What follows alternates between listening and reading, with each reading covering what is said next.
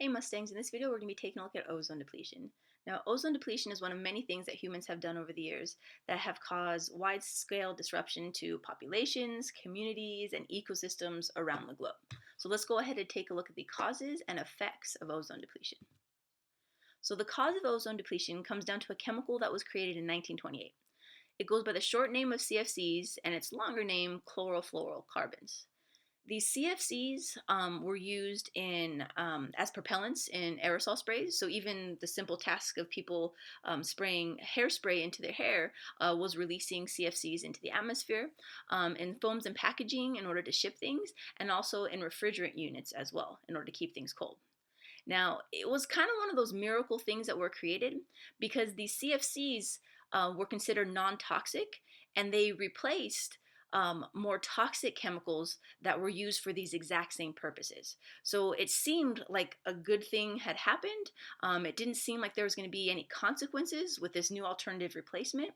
And it wasn't until scientists started looking at it more closely, seeing the effects on ozone, and the big thing when we actually started to be able to use satellite data in the 1970s to see how these chlorofluorocarbons were actually affecting the planet.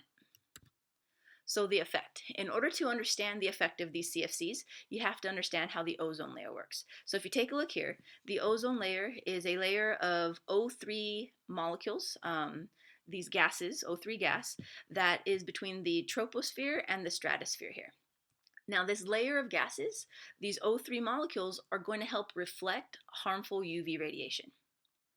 You could basically think of these as a sunblock for the planet. So they are going to reflect harmful UV radiation away, and that's going to protect the plants and animals underneath from getting too much UV radiation exposure. So again, sunblock for the planet.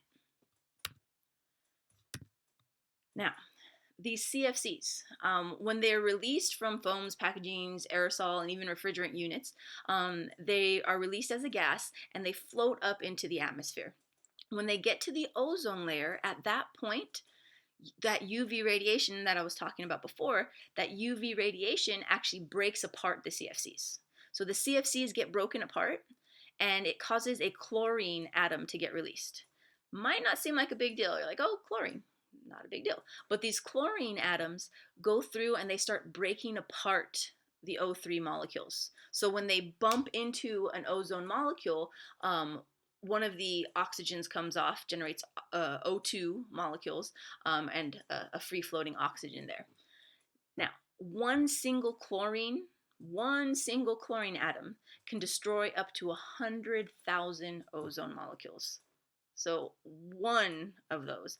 And imagine all of these CFCs being used in all of these products around the world were generating tons and tons of CFC molecules that were released into the atmosphere. Now, as a result of that, it created a hole in the ozone layer. With this hole in the ozone layer, that basically allows more harmful UV radiation in, and that is going to cause more exposure and lead to things like cancers. So high exposure to UV radiation leads to things like skin cancer in both plants and animals, including humans, when they are exposed to this extra UV radiation.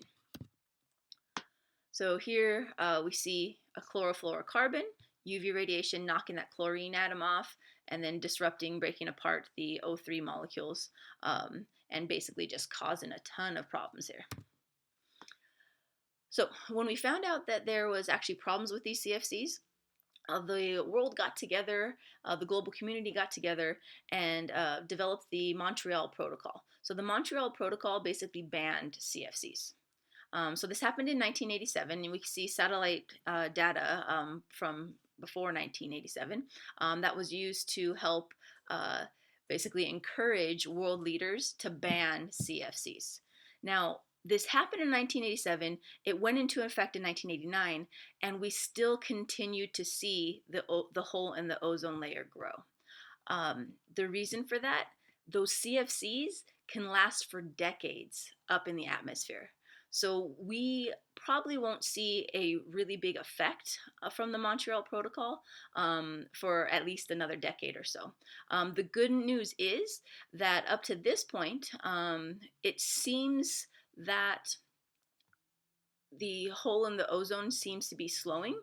So it's not growing as large as it used to, and it's not developing as quickly as it used to either.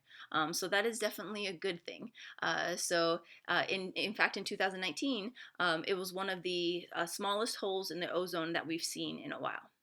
Now, people who live in Australia, um, the southern part of South America, and any humans, of course, going to Antarctica, are exposed to these more harmful UV radiations and extra UV radiation. So, what we've seen is higher cases of skin cancer in those areas because of this hole in the ozone layer.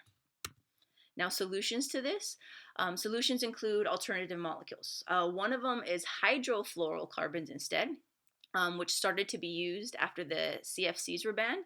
And again, it seemed like, yay, we found a solution to this.